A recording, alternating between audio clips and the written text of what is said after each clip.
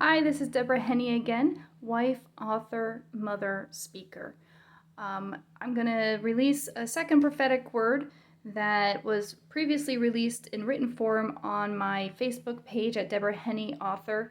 And this is being recorded on Sunday, so if you watched my live stream with RL, this is happening about just a few minutes afterwards, even though I'm not going to release this until later in the week.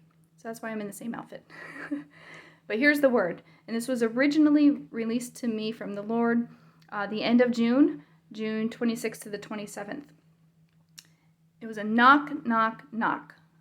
I heard 3 knocks as though they were on a door. And they were so loud in the spirit that for a split second, I thought there was actually somebody at my door downstairs and they were knocking on my front door.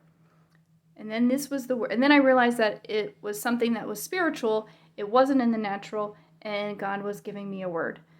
And the word was, invite me in. I will stand at doors and knock all day, every day.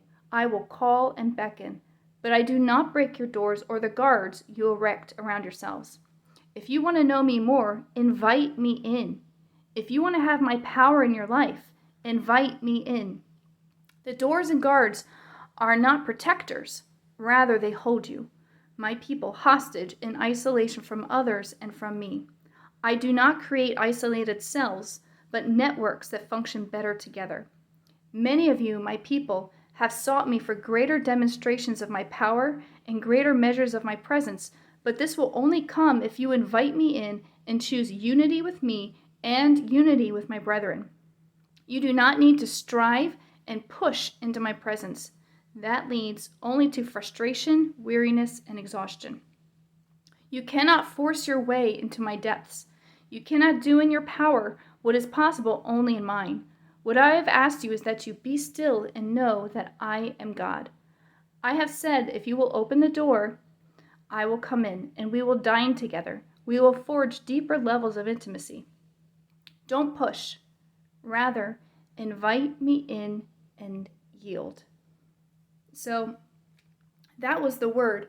And it was a pretty powerful word. And and it was interesting how God said, be still and know that I am God. And when you go back to where that originally was written in the Bible, it's talking about a battle. And he's talking about stop striving, stop trying to fight this battle on your own, but be still and you will see that I'm going to win this victory for you.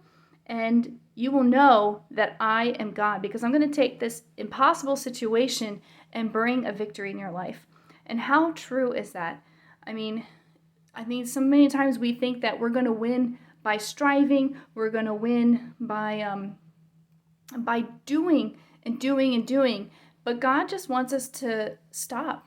He wants us to listen to him, build that intimacy with him, and from that place of intimacy, hear what he is saying, hear what he is doing, and do exactly what he wants, the way he wants it, his vision. And in that, we will see great victory in our lives. We'll see greater measures of power and authority in our lives because it doesn't come from our vision and from our strength, but rather from surrendering and yielding into God's presence and God's word.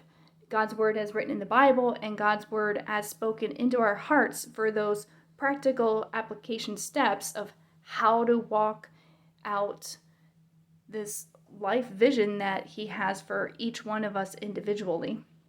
And speaking of that, God works with each one of us individually, but he weaves us together. And I keep seeing in the spirit nets, lots of nets and networks. And it's this impression that he's giving me or showing me, it's more of like a revelation that he's showing me of how we are all intermingled, interconnected. And when we work together and operate together within the Lord together, there's a great yielding of harvest that is going to wind up being seen. Greater yielding in Operation Spiritual Gifts, because the spiritual gifts that he's given each one of us, they weren't meant to be used by just one person alone. God gives us gifts from his spirit to be used together with other believers, so that way greater manifestation of his presence, greater levels of glory, greater levels of power and authority can be released when we work together. I also have found, in my own life, because he does work with us on an individual level in our own hearts, that I found I was able to gain greater levels of intimacy with the Lord when I learned how to yield into him. I used to think about going to prayer and I'm going to get into the depths of God and I'm going to really go for it and push my way into the depths.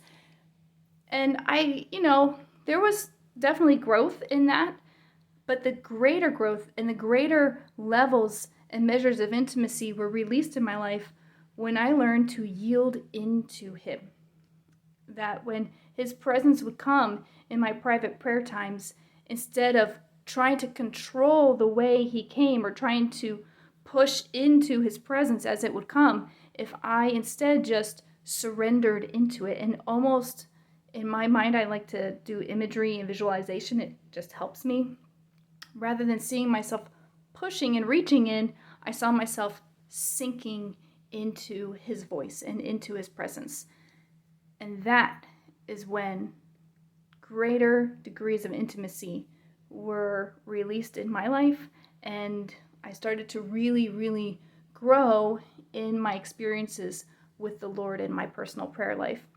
So I just want to encourage you today to invite the Lord, and don't push into the Lord, but rather open the door and invite him in, yield into his presence and surrender into his voice and into his presence, and see out of that intimate place, hear the practical application steps as to what he wants you to do step by step in your life, and see it yourself as one part of a beautiful orchestra, and that he is creating together through all of his people together. So be blessed.